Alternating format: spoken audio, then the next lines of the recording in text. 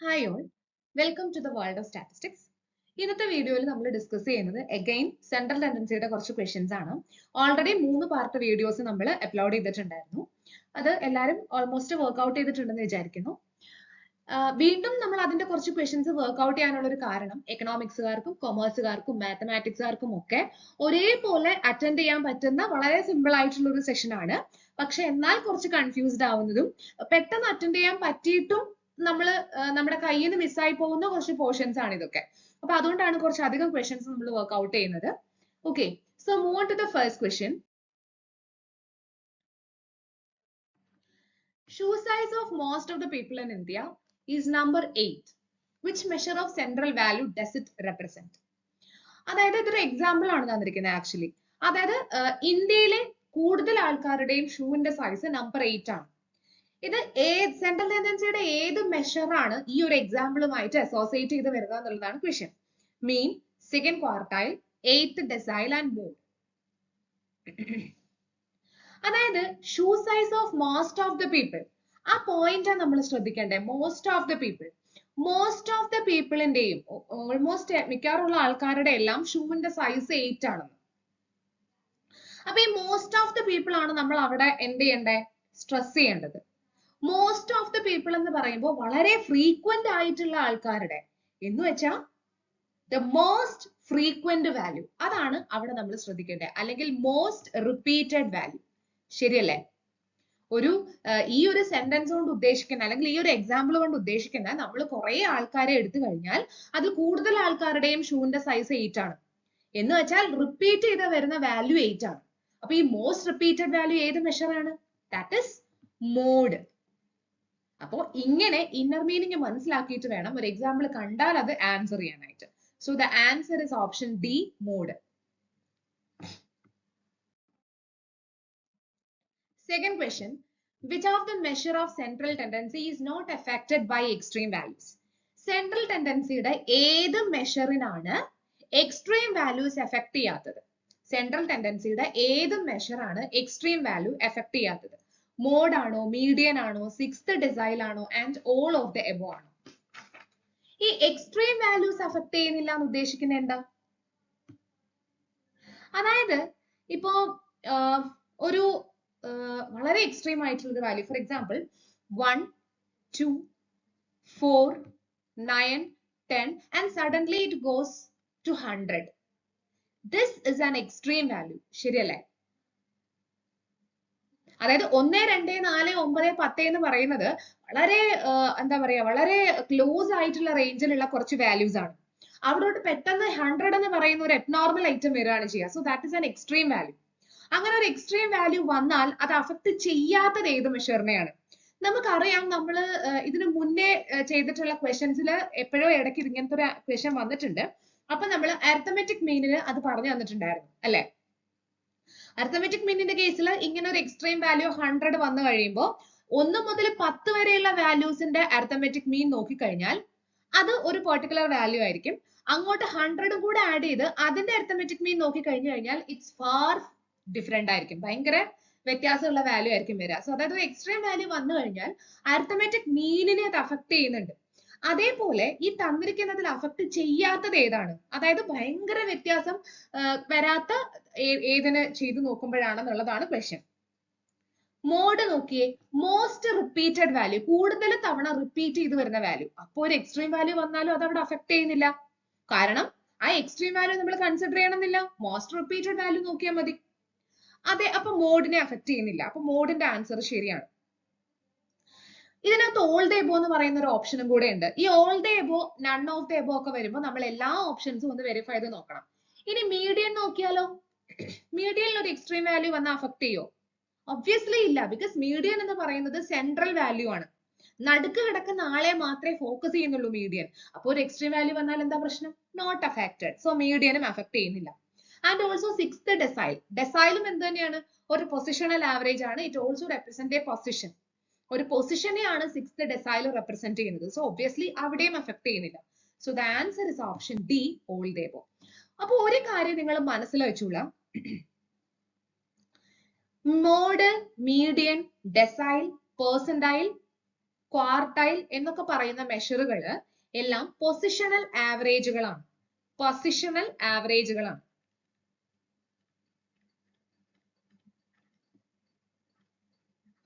Positional ആവറേജുകളാണ്. ഈ positional ആവറേജുകൾ ഒന്നും തന്നെ not affected by extreme values ആണ്. എക്സ്ട്രീം വാല്യൂസ് അഫക്ട് ചെയ്യപ്പെടുന്നില്ല. അപ്പോൾ ഒരു പൊസിഷണൽ ആവറേജിനെയും എക്സ്ട്രീം വാല്യൂസ് അഫക്ട് ചെയ്യുന്നില്ല. അപ്പോൾ മോഡ്, മീഡിയൻ, എത്രയെങ്കിലും ആമത് ഡെസൈല്, പെർസെന്റൈല്, ക്വാർട്ടൈൽ ഒക്കെ വന്നു കഴിഞ്ഞാൽ all are not affected by extreme values ആണ്. ഓക്കെ, അപ്പോൾ ഒരു എക്സ്ട്രാസ് ആണ് നമ്മൾ ഈ ഒരു ക്വസ്റ്റ്യൻ എന്ന് പഠിച്ചു. Third question,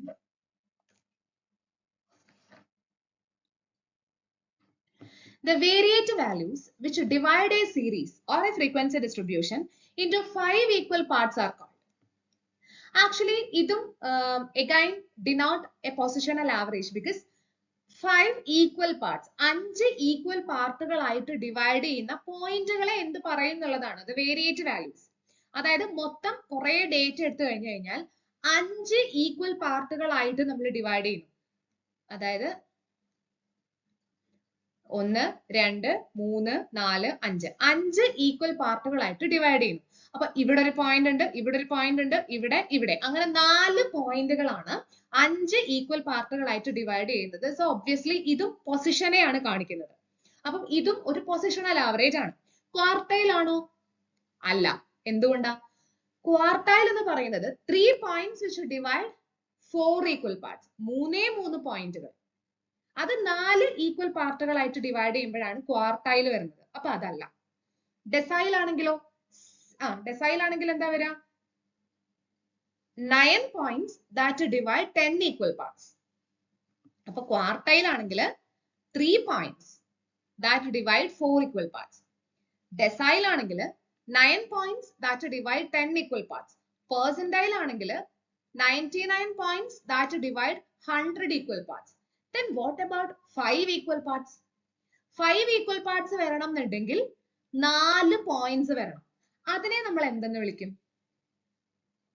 That is quintiles. Quintiles. So the answer is option A, quintiles. അപ്പോ ക്വാർട്ടൈൽ നമ്മൾ പഠിച്ചിട്ടുണ്ട്, അത് ഇത്. പെർസെന്റൈൽ നമ്മൾ പഠിച്ചിട്ടുണ്ട്, ഇത്. So what is octiles? Octiles എന്ന് പറയുന്നത് 7 points that divide 8 equal parts. അപ്പൊ നമ്മളിപ്പോ എക്സ്ട്രാ 2 കാര്യങ്ങളും കൂടെ പഠിച്ചു. സോ ഇവിടുത്തെ ആൻസർ 5 ഈക്വൽ പാർട്ടുകളായിട്ട് ഡിവൈഡ് ചെയ്യുന്ന 4 പോയിന്റ്സിനെ നമ്മൾ ക്വിന്റൈൽസ് എന്ന് വിളിക്കും. ആൻഡ് ഓൾസോ അവിടെ ഒരു എക്സ്ട്രാ സംഭവം കിടക്കുന്നുണ്ട്, ഒക്ടൈൽസ്. ഒക്ടൈൽസ് എന്ന് പറയുന്നത് 7 points that divide 8 equal parts ആണ്. Okay, so the answer is option A, ക്വിന്റൈൽസ്.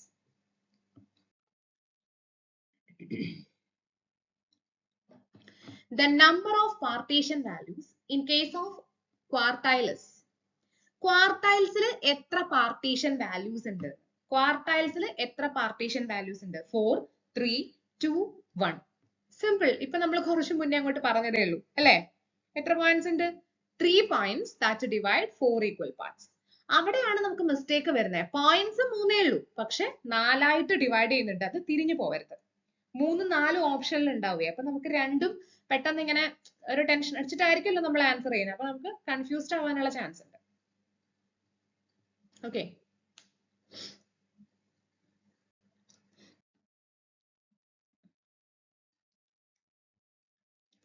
Fifth question.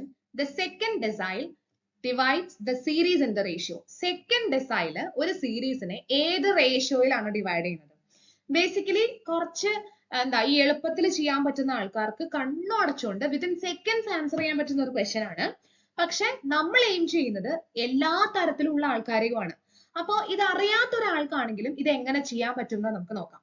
അപ്പൊ സെക്കൻഡ് ഡെസൈൽ. അപ്പൊ ആദ്യം നമ്മൾ ആലോചിക്കണം മൊത്തം എത്ര ഡെസൈൽസ് ഉണ്ട്? ബേസിക്കലി മൊത്തം 9 ഡെസൈൽസ് ഉണ്ട്, ശരിയല്ലേ? D1, decile 1, decile 2, etcetera up to decile 9. നമ്മളോട് ചോദിച്ചിരിക്കുന്നത് സെക്കൻഡ് ഡെസൈൽ ഏത് റേഷ്യോയിലാണ് ഡിവൈഡ് ചെയ്യുന്നത്? ഓരോ ഡെസൈലിന്റെയും ഇടയ്ക്ക് എത്ര പെർസെന്റേജ് ഒബ്സർവേഷൻസ് ഉണ്ട്? 10 ഈക്വൽ പാർട്സ് ആവുമ്പോ ഓരോന്നിന്റെയും ഇടയ്ക്ക് 10% വീതം ഉണ്ട്, ശരിയല്ലേ? അങ്ങനെ ലാസ്റ്റ് 10% ടോട്ടൽ 100% വരും, ശരിയല്ലേ? അപ്പൊ D1 വരെ 10, D2 വരെ again 10, so 20. D2 വരെ 20 ഉണ്ട്. അപ്പൊ ബാക്കി അങ്ങോട്ട് 80 ഉണ്ടാവില്ലേ? എന്നാലല്ലേ കണക്ക് കറക്റ്റ് ആവും. ബിക്കോസ് ടോട്ടൽ 100% ആണ്. ആ ടോട്ടൽ 100% വരണം എന്നുണ്ടെങ്കിൽ 10% ഈച്ച് വരണം. അപ്പൊ D1 വരെ ഒരു 10% ഉണ്ട്, D2 വരെ ഒരു 10% ഉണ്ട്, പിന്നെ അങ്ങോട്ടും 10% ആണ്. അപ്പൊ D2 വരെ നോക്കുമ്പോൾ 20% ഉണ്ട്, ബാക്കി അങ്ങോട്ട് 80% ഉണ്ട്. സോ 20:80 D2 കട്ട് ചെയ്യുന്നത്. 20:80 എന്ന് പറഞ്ഞു കഴിഞ്ഞാൽ 2:8, that is 1:4. So the answer is option C, 1:4. Simple അല്ലേ? ഏത് റേഷ്യോയിലാണെന്നാണ്. അപ്പൊ ജസ്റ്റ് ഇങ്ങനെ വരച്ചു നോക്കിയാൽ മതി. ആക്ച്വലി ഇത് നമുക്ക് കണ്ണു അടച്ചുകൊണ്ട് വിത്തിൻ സെക്കൻഡ്സ് ഓപ്ഷൻസ് മാർക്ക് ചെയ്യാൻ പറ്റും. ഞാൻ അതർ സബ്ജക്റ്റുകാരെയും കൂടെ എയിം ചെയ്തിട്ടുള്ള രീതിക്കാണ് പറഞ്ഞു തന്നത്.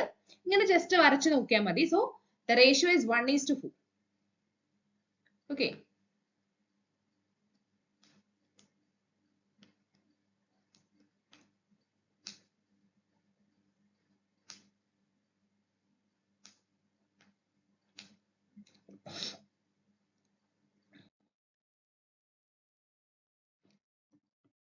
Fourth octile divides a frequency distribution in the ratio. ഇനി അടുത്തത് octilesന്റെ കാര്യമാണ്. ഫോർത്ത് octile ഏത് റേഷ്യോയിലാണ്? അപ്പൊ നമ്മൾ കുറച്ചു മുന്നേ പറഞ്ഞിട്ടുണ്ടായിരുന്നു, octile എന്ന് പറയുന്നത് 7 പോയിന്റ് ആണ് 8 ഈക്വൽ പാർട്സ് ആയിട്ട് ഡിവൈഡ് ചെയ്യുന്നു. So O1, O2 etcetera up to O7. അങ്ങനെ മൊത്തം 8 പോർഷൻസ് ഉണ്ട്, 7 പോയിന്റ്സ് ഉണ്ട്. ശരിയല്ലേ?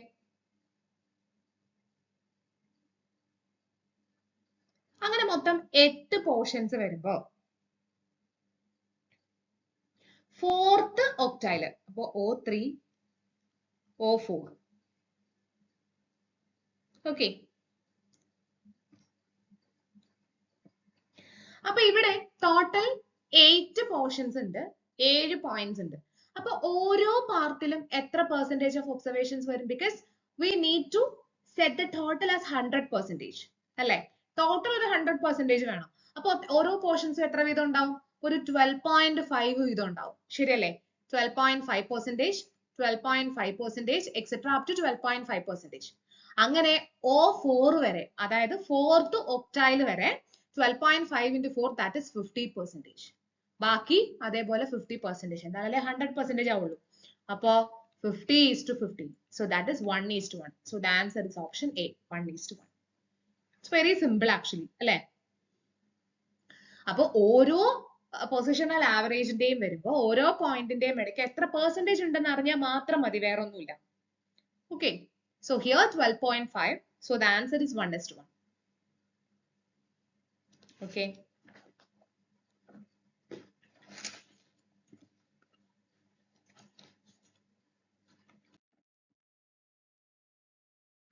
Next question. The measure of central value which cannot be calculated with open-end classes in the case of grouped data is. അറിയാലോ, grouped data ഒക്കെ നമ്മുടെ പല വീഡിയോസിലായിട്ട് നമ്മൾ ഡിസ്കസ് ചെയ്തിട്ടുള്ളതാണ്. Grouped data, ungrouped data, raw data ഒക്കെ നമ്മൾ ഡിസ്കസ് ചെയ്തിട്ടുള്ളതാണ്. ഗ്രൂപ്പ്ഡ് ഡേറ്റ എന്ന് പറയുമ്പോൾ 0 to 10, 10 to 20, etcetera up to ഇങ്ങനെ ഗ്രൂപ്പ്ഡ് ആയിട്ട് അതിന്റെ വാല്യൂസും 5, 10 ഇങ്ങനെ അതിന്റെ വാല്യൂസും ആയിട്ട് വരുന്നതാണ് ഗ്രൂപ്പ്ഡ് ഫ്രീക്വൻസി ഡേറ്റ എന്ന് പറയുന്നത്. അപ്പൊ ഒരു ഗ്രൂപ്പ്ഡ് ഫ്രീക്വൻസി ഡേറ്റയുടെ കേസിൽ ഓപ്പൺ-എൻഡ് ക്ലാസുകൾ വന്നാൽ, what is open-end classes? above 40, greater than 30 ഇങ്ങനെയൊക്കെ വരുന്നതാണ്. അതായത് ഇത് ഗ്രൂപ്പ്ഡ് ആണോ എന്ന് വെച്ചാൽ ഗ്രൂപ്പ്ഡ് ആണ്, പക്ഷെ ഇതിനൊരു ലോവർ ബൗണ്ടും ഇല്ല, അപ്പർ ബൗണ്ടും ഇല്ല. ഇപ്പൊ ഗ്രേറ്റർ ദാൻ 30 എന്ന് പറയുമ്പോൾ ലോവർ ബൗണ്ട് ഉണ്ട്, 30ക്ക് മേലെയാണ്, പക്ഷെ അപ്പർ ബൗണ്ട് ഇല്ല. അപ്പൊ അങ്ങനെ വരുന്നതാണ്, തുറന്നിരിക്കും, ഏതെങ്കിലും ഒരു സൈഡ് തുറന്നിരിക്കും. അതാണ് ഓപ്പൺ-എൻഡ് ക്ലാസ്സസ് എന്ന് പറയുന്നത്. അങ്ങനെ ഓപ്പൺ-എൻഡ് ക്ലാസ്സുകൾ ഒരു ഗ്രൂപ്പ്ഡ് ഡേറ്റയുടെ ഇടയിൽ വന്നാൽ തന്നിരിക്കുന്നതിൽ ഏത് മെഷർ ആണ് നമുക്ക് ഇവാലുവേറ്റ് ചെയ്യാൻ പറ്റാത്തത്? മീഡിയൻ ആണോ, അരിത്മെറ്റിക് മീൻ ആണോ, മോഡ് ആണോ, തേർഡ് ക്വാർട്ടൈൽ ആണോ? ആക്ച്വലി മീഡിയനെ അത് ബാധിക്കുന്നില്ല. എന്തുകൊണ്ടാ? മീഡിയൻ എന്ന് പറയുന്നത് മിഡിൽ ഒബ്സർവേഷൻ ആണ്. അപ്പൊ ഡേറ്റയുടെ ഗ്രൂപ്പ് എങ്ങനെയായാലും ഇപ്പൊ നമുക്ക് എന്താ? അപ്പൊ മീഡിയനെ അത് ബാധിക്കുന്നില്ല. ബാധിക്കുന്നത് ഏതിനെയാണെന്നാണ് ചോദ്യം. Cannot be calculated. അപ്പൊ മീഡിയന് പ്രശ്നമില്ല, മോഡിനും പ്രശ്നമില്ല, because most frequently observed coming data ആണ്. തേർഡ് ക്വാർട്ടൈലും, അതായത് പൊസിഷണൽ ആവറേജുകളെ ഒന്നും തന്നെ ബാധിക്കുന്നില്ല. സോ കംപ്ലീറ്റ്ലി അത് അഫക്ട് ചെയ്യുന്നത് അരിത്തമെറ്റിക് മീനിനെയാണ്. എന്തുകൊണ്ടാ? അരിത്തമെറ്റിക് മീൻ കണ്ടുപിടിക്കാൻ നമുക്ക് മിഡിൽ വാല്യൂ വേണം, ക്ലാസിന്റെ മിഡിൽ വാല്യൂ വേണം. അത് കിട്ടൂല. എബോവ് 40 എന്ന് പറയുമ്പോൾ മിഡിൽ വാല്യൂ ആയിട്ട് നമ്മൾ എന്ത് കൺസിഡർ ചെയ്യും? സോ അങ്ങനെയുള്ള കേസിൽ നമുക്ക് കണ്ടുപിടിക്കാൻ പറ്റില്ല. അപ്പോൾ അരിത്തമെറ്റിക് മീനിന്റെ കേസിൽ കണ്ടുപിടിക്കാൻ പറ്റില്ല. ബാക്കിയുള്ളതിനൊക്കെ നമുക്ക് വേണമെങ്കിൽ കണ്ടുപിടിക്കാം. Okay.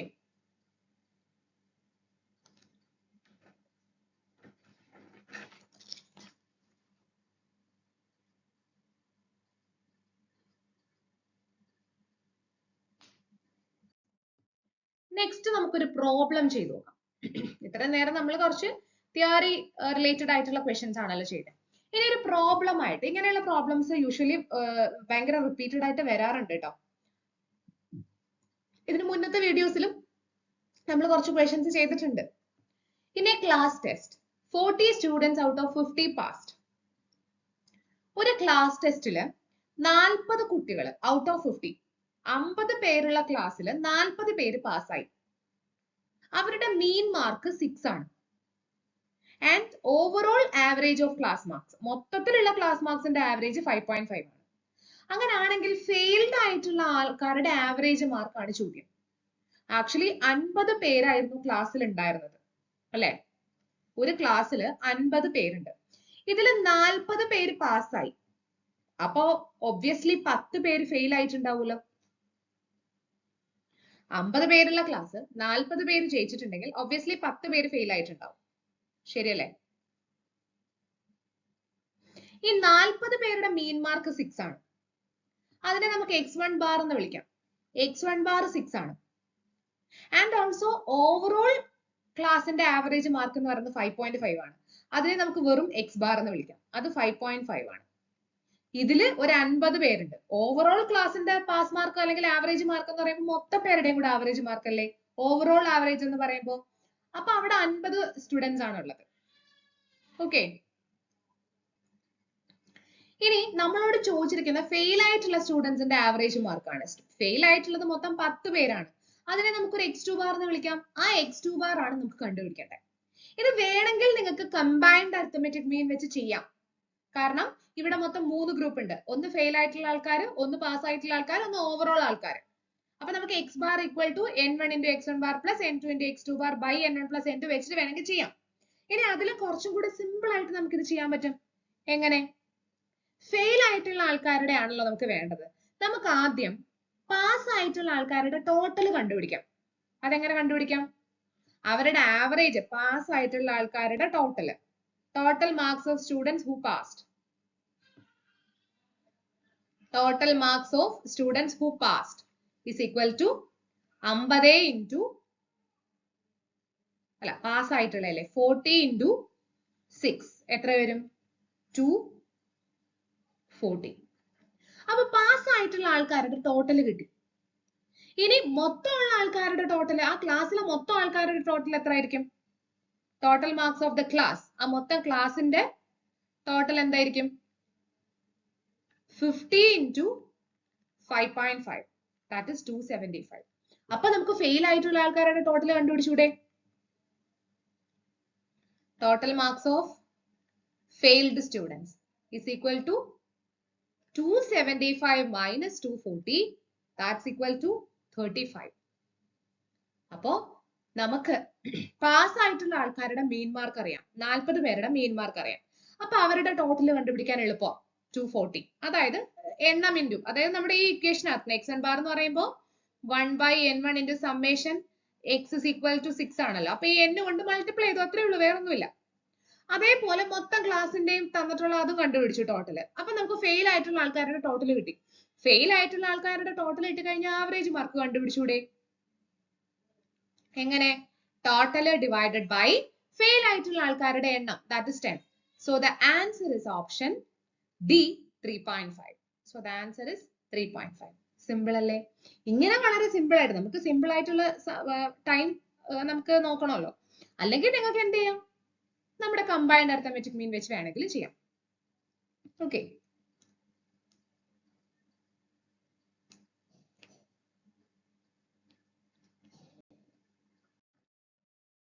Ninth question. 7 persons gambled sitting on a table. ഒരു ടേബിളിന് ചുറ്റും ഇരുന്നിട്ട് 7 ആൾക്കാർ ഗാംബ്ലിംഗ് ചെയ്യാണ്. 4 persons lost on an average of 55. 4 പേർക്ക് ലോസ്റ്റ് ആണ്, ഒരു average 55. whereas the other 3 gained on an average 70. ബാക്കിയുള്ള 3 പേർക്ക്, മൊത്തം 7 പേരാണല്ലോ, 3 പേർക്ക് ഗെയിൻ ആയിരുന്നു, സോ അതൊരു ആവറേജ് 70.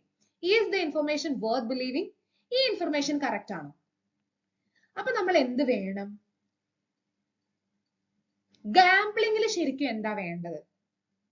ഗാംബ്ലിംഗിൽ നമ്മൾ നോക്കേണ്ടത് total loss is equal to total gain ആണ്. ഗാംബ്ലിംഗിന്റെ ഒരു ഇതെന്ന് പറയുന്നത് അങ്ങനെയാണ്. നമ്മൾ ഇങ്ങനെയുള്ള ക്വസ്റ്റ്യൻസ് വരുമ്പോൾ ഗാംബ്ലിംഗിൽ നമ്മൾ നോക്കേണ്ടത് വി നീഡ് ടു, അല്ലെങ്കിൽ which must be true in gambling. ഗാംബ്ലിംഗിൽ ശരി എന്താണ്? Total loss is equal to total gain ആയിരിക്കണം. നമ്മളോട് പറഞ്ഞിട്ടുണ്ട് 4 പേർക്ക് ലോസ് ആണ്, ആവറേജ് 55. അപ്പോ ലോസ് ഈക്വൽ ടു ഗെയിൻ ആണോ നോക്കിയാൽ മതി. ടോട്ടൽ ലോസ് എത്ര വരും? നേരത്തെ ചെയ്ത പോലെ ടോട്ടൽ ലോസ് എത്ര വരും? 55 ഇൻറ്റു 4. അതായത് ലോസിന്റെ ആവറേജ് ഒരു എക്സ് ബാർ എന്ന് എടുത്താൽ അത് 55 ആണെന്ന് തന്നിട്ടുണ്ട്. So 1/n into summation of xi is equal to 55. അപ്പൊ ടോട്ടൽ സമ്മേഷൻ ഓഫ് xi എങ്ങനെ കിട്ടും? ആ 55നെ എണ്ണം കൊണ്ട് മൾട്ടിപ്ലൈ ചെയ്താൽ മതി. So that's equal to 220. ഇനി ടോട്ടൽ ഗെയിൻ എങ്ങനെ കണ്ടുപിടിക്കാം? ഇപ്പൊ ഈ ചെയ്ത പോലെ തന്നെ total gain is equal to 70 into 3. That's equal to 210. Equal ആയില്ലല്ലോ. Total loss not equal to total gain, not equal to ആണ് നമുക്ക് വന്നത്. So the answer is option B, no. The information is not worth believing. ആ information അത്ര correct അല്ല. ശരിയല്ലേ?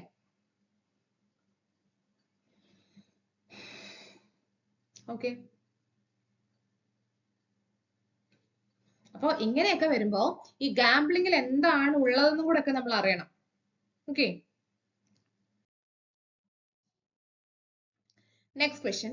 The average marks of section A are 65 and that of section B are 70. Then the average of both the sessions combined is 67. Then the ratio of the number of students of the session A and B. ഇത് വായിക്കുന്ന അത്യാവശ്യം സ്റ്റാറ്റിസ്റ്റിക്സിന്റെ basics അറിയാവുന്ന എല്ലാവർക്കും മനസ്സിലായിട്ടുണ്ടാവും. This is all about the combined arithmetic mean. ശരിയല്ലേ? അതായത് overall average is equal to first സെഷനിലെ എണ്ണം ഇൻറ്റു അതിന്റെ ആവറേജ് പ്ലസ് സെക്കൻഡ് സെഷനിലെ എണ്ണം ഇൻറ്റു അതിന്റെ average divided by n1 plus n2. ശരിയല്ലേ? ഇതില് നമുക്ക് x1 അല്ലെങ്കിൽ നമുക്ക് 2 സെഷൻസ് ആണല്ലോ ഉള്ളത്, എയും ബിയും. ഇതിന്റെ ആവറേജ് x1 ബാർ, ഇതിലെ ആൾക്കാരുടെ എണ്ണം n1. ഇതിന്റെ ആവറേജ് x2 ബാർ, ഇതിലെ ആൾക്കാരുടെ എണ്ണം n2. So the average of both the sessions എന്ന് പറഞ്ഞാൽ combined session, അതായത് എയും ബിയും കൂടെ combined ആക്കിയിട്ടുള്ള സെഷൻ. ഇതിന്റെ ആവറേജ് എക്സ് ബാർ, അതിലെ ആൾക്കാരുടെ എണ്ണം n, that is n1 plus n2. Okay. അപ്പൊ ഇതില് എക്സ് ബാർ തന്നിട്ടുണ്ട്, ദാറ്റ് ഇസ് 67. n1 തന്നിട്ടില്ല, അതാണ് അതിന്റെ റേഷ്യോ ആണ് നമുക്ക് വേണ്ടത്. x1 ബാർ തന്നിട്ടുണ്ട്, average marks of session A 65 plus n2 അറിയില്ല, അതാണ് അതിന്റെ റേഷ്യോ ആണല്ലോ വേണ്ടത്. രണ്ടാമത്തെ സെക്ഷന്റെ ആവറേജ് തന്നിട്ടുണ്ട് 70 into n2 by n1 plus n2. ഇനി ഒന്നുമില്ല, ക്രോസ് മൾട്ടിപ്ലൈ ചെയ്താൽ മതി. അപ്പോ ഇത് ക്രോസ് മൾട്ടിപ്ലൈ ചെയ്ത് കഴിഞ്ഞാൽ 67 into n1 plus 67 into n2 is equal to 65 into n1 plus 70 into n2. Similar ആയിട്ടുള്ള ടേംസ് നമുക്ക് ബോത്ത് സൈഡ്സിലായിട്ട് കൊണ്ടുപോകാൻ പറ്റും. 65നെ ഞാൻ ഇപ്പുറത്തോട്ടും കൊണ്ടുപോയി, 67നെ അപ്പുറത്തോട്ടും കൊണ്ടുപോയി. So 67 minus 65, that is 2n1 is equal to 70 minus 67, 3n2. So n1 by n2 is equal to 3 by 2. So that implies 3:2. So the answer is option D, 3:2. Simple അല്ലേ? വളരെ simple ആയിട്ടുള്ള ഒരു ക്വസ്റ്റ്യൻ ആണ്.